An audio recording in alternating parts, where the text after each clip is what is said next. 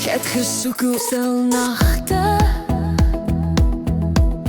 en vra sonder antwoorde. Ek het gedink geluk lê ergens ver in drome, geld of mooi beloftes.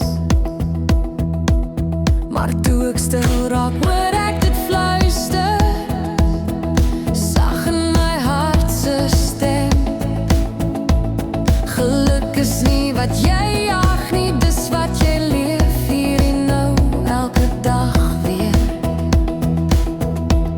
Dis in die klein oomblikke wat niemand anders sien nie. Dis wanneer jy kies om lief te wees, self sal verstaan niemand jou nie.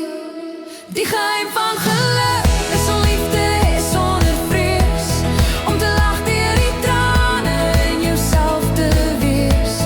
Die geheim van geluk is dankbaar vir vandag, dis nie perfeksie nie,